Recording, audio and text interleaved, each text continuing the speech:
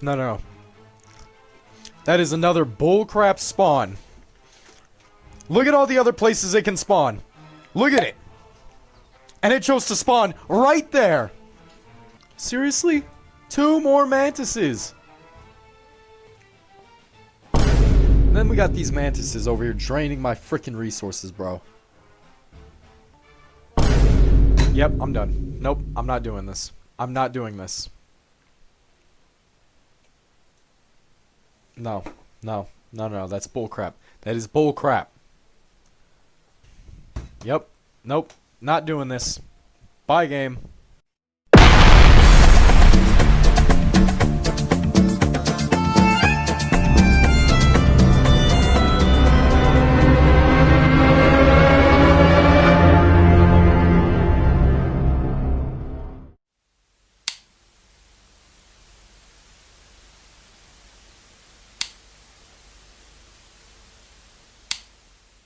Welcome to part 3 of Empires of the Undergrowth. In the last video, we successfully beat 1.2 Subjugation, oh kill me, 2.1 Rising Tide, and 2.2 Queen of the Hill, all on the Impossible difficulty. In this video, we'll be playing 3.1 The Harvest and 3.2 Frontline on the Impossible difficulty. Since this is a new section of the game, it of course introduces us to a new species of ants we can play with. For the grand reveal of these levels, we get Leafcutter ants, located deep in the rainforest. These ants are unlike anything we've seen thus far into the game.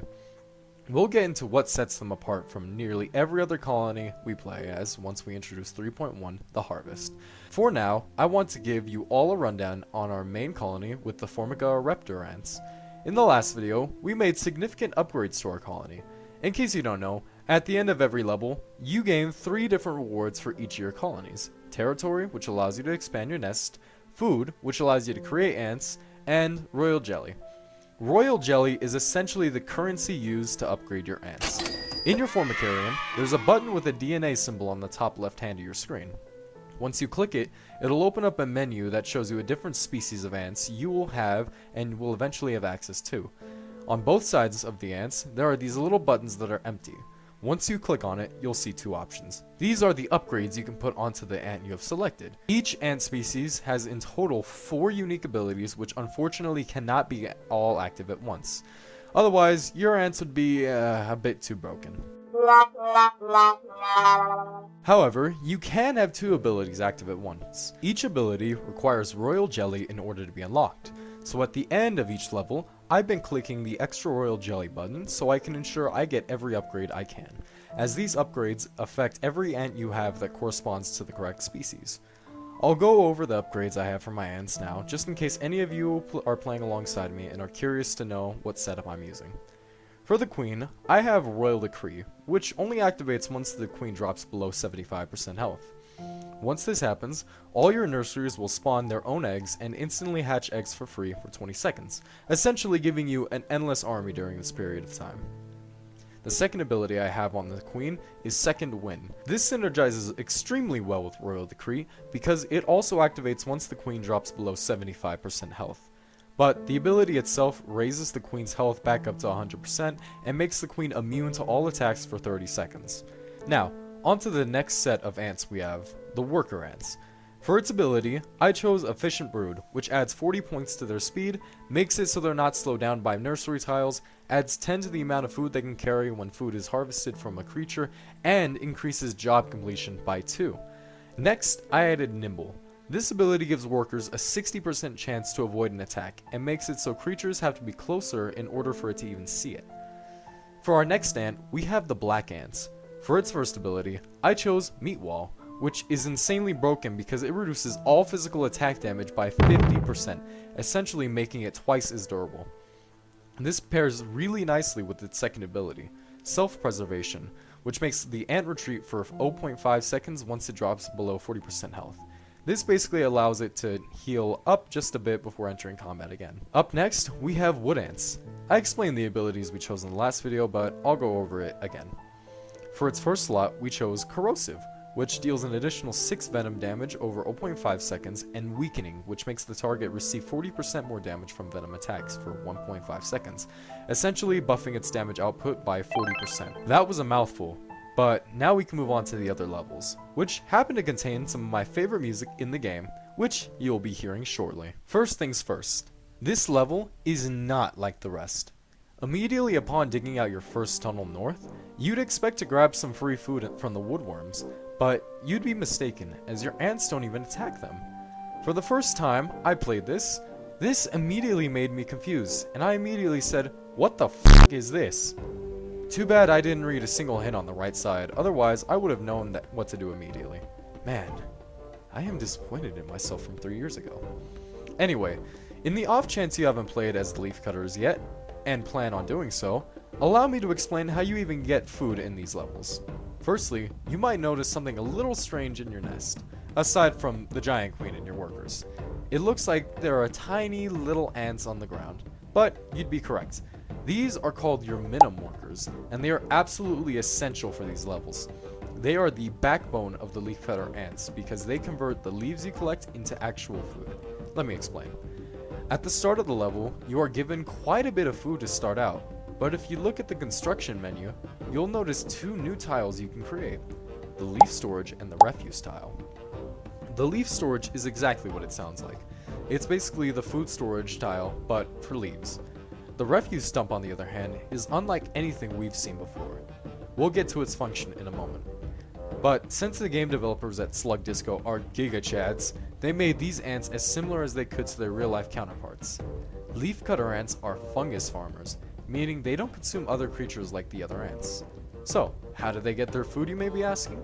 Well, the workers will have to go out and collect leaves.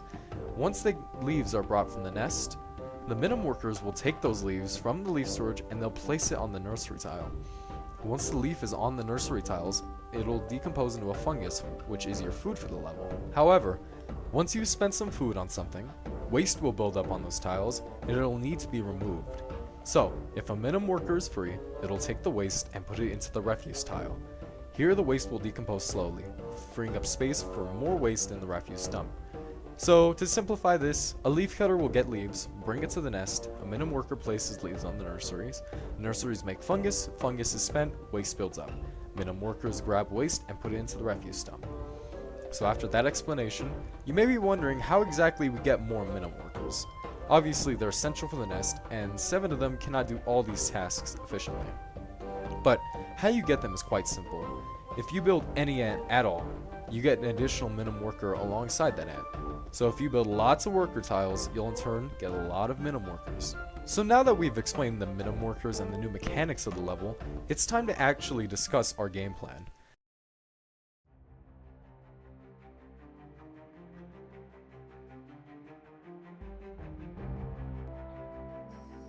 There are intruders in the nest. Oh my god! God!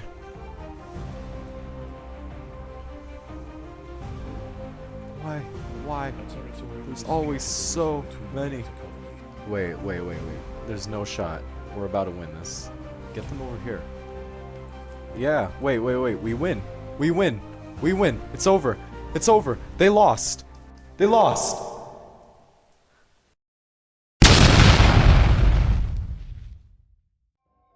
The main goal of this level is to collect 14,000 leaves before the other colony of leafcutters can, and now we'll explain exactly how to do that. At the top, there's a green bar that indicates how much food you have. That's a bit different from the usual bar, but we start off with quite a bit more food in this level than any of the others. So we're going to use this food to build around 4 workers, 2 leaf collecting tiles, and 2 refuse stumps. After at least one of the workers hatch, move the nursery group of 7 ants into group 1 and go to collect leaves west of your nest. You could do the east as well, but I like going for the west first. Once you've built 7 or more worker tiles, swap the nursery group of 7 back into their respective group with the new worker ants. Once you've built 26 workers, dig out a new nursery to the east of your queen, and build the new media ants. You're going to want a lot of these guys because they collect more leaves than the workers, and they're not too inherently expensive like the major leafcutters. Build around 9 of these guys and switch back to building workers. Once you have media ants, put them into group 2 and switch off the defense for group 1 to maximize the amount of leaves you get. It should be night 1 by now, and this is when you go far west to collect leaves. This is, in my opinion, the best way to go. However, I think it's possible to also go to some other directions as well. While gathering leaves, get 50 workers as soon as you can while upgrading your refuse dumps and leaf storages. Once you do this, build media workers at ludicrous speed until you're at 48. Once you're at 48, shift gears and dig out another nursery chamber to the west of your queen, and build the majors. These guys are extremely expensive, but they are undoubtedly strong, so put them into group 2 with the media workers. They'll be essential for your defense in the rest of the level, as the media workers can no longer hold their ground against the giant creatures like the fully developed velvet worm and the large spiny devil. Do not upgrade any of your ants except for the majors. Upgrading anything but your majors will definitely lead to a more difficult time, so just don't do it. Instead, focus on upgrading your majors and building more of them. At this point in the level, you should be at the huge batch of leaves far west and collecting as much as you can.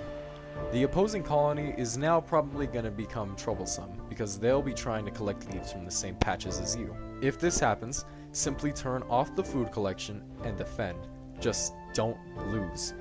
Now is when the end of the level is nearing. After you completely harvest the entire patch to the east, move to the northeast where the opposing colony is most likely collecting leaves and strike. Collect as much as you can because if you've done this correctly, you should be ahead of the opposing colony in your score. And when you're ahead, the opposing colony will bombard you with waves of their own major soldiers. When this happens, I stop what I'm doing and I send every ant I have to deal with them. However, I think it's possible to continue collecting and let the stream of ants deal with it. I didn't test this though. Now, if you've done everything correctly, the last few waves of soldiers will begin to attack, but by then you should have reached your goal and beat the level. This is it. This is the last one. We win. We win. We don't even have to kill these guys. We just win. Yeah, we won. We won. We won! That was the first try. The ants have subdued their rivals and achieved First dominion over the attempt. clearing. As the competition withers, they will extend their territory in all directions, firmly establishing their agricultural empire. One day, this colony will number That in was the so millions. much easier than what I anticipated. What the hell? That was easy. Dude, I thought fast food? 40... Oh wow, I barely just did that. Okay. In this level, you play as the Leafcutters again. But this time around, there are no other Leafcutters in sight. Instead, the narrator alludes to something. Something mysterious. This small leafcutter colony has established a foothold in a clearing near the base of a tree. Their location provides prime access to lucrative harvesting grounds which have gone unchallenged for the past few weeks. However, unbeknownst to the ants, the peace is about to be broken. A scourge is drawing in. It will be here by morning. Now this level is extremely different from what we just played. Not only do you start off with workers and media workers, but the entire vibe of the level is different. The music is much slower initially, and most jarring of all, the level starts at night. Something that's never happened before. But in a few minutes, we'll soon find out why we started at night. If you thought the nocturnal predators were dangerous, then you're in for hell. Several meters south of the nest, a legion of nomadic Essaton Berkeley army ants are preparing to march. They set up camp late last night, and will now conduct daily swarming raids on the surrounding areas until they see fit to move on. This humble leafcutter stronghold will soon lie directly in their path. These are the army ants. By far one of the strongest ants in the entire game, and as their name implies, they're a giant army. Now, let's wind the clocks back a few minutes. At the very start, you're going to want to immediately send your workers out to collect leaves to the north and build leaf collectors and refuse stumps, while simultaneously sending your media ants to clear out enemies just north of your nurseries. This will set the stage for exponential growth of the colony. Once they're dead, send all your ants to collect leaves to the north and do this as quickly as possible. Build your leaf storages and refuse stumps to be relatively large, and you should be good to go. Once the army ants arrive, ignore them for day 1. Gather as many leaves as you possibly can, build 19 workers and 30 immediate ants, and by now, it should be night 1. Once night is here, the army ants will go away and they'll be replaced by the nocturnal predators, which are extremely balanced. I usually tend to get the leaves at the bottom of the map when night 1 arrives, but you could go for any of the other leaves. Once day 2 arrives, you should have around 30 additional leafcutter ant majors. Now is the tricky part. Gather up only your media and major ants. Leave the workers in the nesting group. Send your army to push the closest wave of army ants and kill them. But now is where it gets tricky. I'm not sure why, but every time I attack these army ants, the ant god himself chucks 2 mantises at me, which are extremely annoying and completely cuts off any reinforcements from arriving. So you'd better have a lot of food stocked up. Leave your media soldiers where the scouts spawn, because when you kill even a scout, it depletes the meter. Now is a good time to mention this. The goal, as I stated before, is to deplete the meter at the top entirely. You do this by killing army ants, but what I didn't mention was how different army ants yield different scores.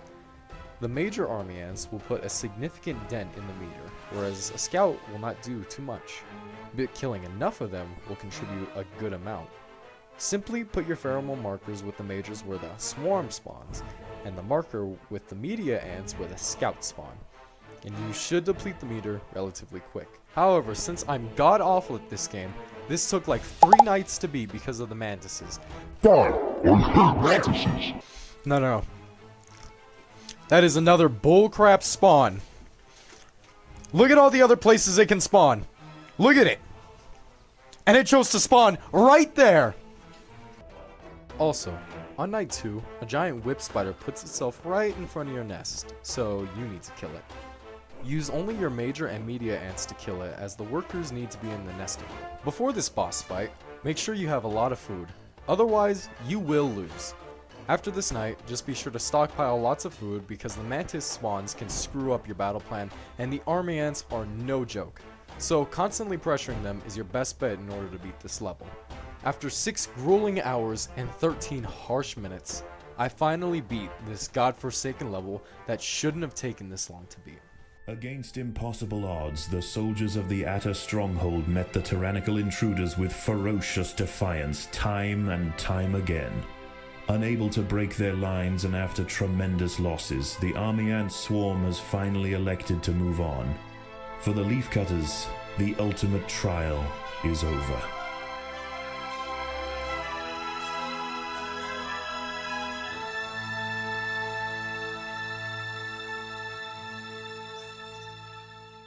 Unlike the other experiments, this one is actually challenging. Instead of fighting massive hordes of insects or ants that appear out of nowhere, you're tasked with eliminating an entire enemy Ereptor colony. These are other gene thief ants, and they have completely different units than you. They have trap jaws, army ants, and oh god, slave maker ants, which are actually really not that difficult to deal with, as we have access to significantly better ants. But onto the setup we use for this challenge. I use leafcutter ants, wood ants, and black ants. For the newly introduced leafcutters, I selected taunt cutters, but honestly, you can use stun. These two are both pretty good, but for its abilities, I selected shockproof, which allows the leafcutters to take a maximum of 20 damage in one hit, which is insane considering at level 1 they have 200 health, and at level 3 they have 400, which means at the bare minimum, they need 10 hits to kill, unless you get hit with an insta-kill. Hey, wait a minute! Anyways, the second ability for them is Resilient, which allows it and ants around it to get a 30% increase to its defenses, both physical and venomous. You could also use the ability Sharp, which gives a 30% increase to the damage, but for me, I like the defense boost a bit more. For this challenge, I use 19 level 3 leafcutter ants. Next, I use 19 level 3 black ants. They're mainly used for stalling out enemies, as they become especially tanky when paired with the leafcutter's resilient ability and their own meat wall ability. Next, we have our main damage dealer, 37 level 3 wood ants. This is also part of the reason I didn't pick the sharp ability for the Leafcutters, because the wood ants will be far away, they won't get the boost. But the black ants just don't do amazing damage as well, and Leafcutters already do decent damage, so I think the defense is just better against the ants. Now that we have the setup complete, it's time to move on to our battle strategy. Now the first thing we want to do is rush the enemy ants. A bit of blitzkrieg, or antskrieg, if you will. Did I really write that in the script? Oh well, we're going with it. But as soon as we get into the enemy nest, it becomes clear that our ants are simply stronger. Which is the exact reason why the scientist intervenes and decides to fuck up my day. If you know, you know. So the scientist will start doing this to you. This forces us to change our strategy a bit. Now, once the science... This forces us to change our strategy a bit. Now, once the scientist makes his shitty remark about being God or whatever, turn off your defense on all your ants and head into the connecting tube. The scientist can attack you in there. Also, try to keep your ants spread out. He loves targeting the big groups of ants. Anyways, now you gotta commit to the antskrieg and rush the nest. Once you've entered the nest, granted the scientist didn't screw you over, go right for the queen. Kill everything in your path and don't stop until you achieve your goal. Now, the enemy colony does have a trick up its sleeve. The Royal Guard ability and the second wind. You better have gotten a lot of ants right to the queen before activating this ability. Otherwise, your efforts have gone to waste. To avoid activating this ability too quickly, simply turn off the defense for your ants after you finish killing the other ants, and put your army next to the opposing queen. Once you've killed the queen, congratulations! You've barely entered hell. But for now, enjoy your victory. Also, how is this guy gonna get mad at the ants if they lose after he literally stacks the odds against them and literally intervenes with an experiment designed to play out naturally? Pathetic, useless ants. Perhaps this new colony will prove to be a superior research subject. Odd, and he has the nerve to call them incompetent. Anyways, I hope you guys enjoyed this video. Sorry this took a long while to make. I've been busy with school, and I didn't get the chance to really make the video without feeling like I was dreading it. I want to work on these videos without it feeling like a drag, because if I do, it impacts the video's quality, which isn't what I want, even if I am a small YouTuber. Anyways, stay safe! A scourge is drawing in. It will be here by morning.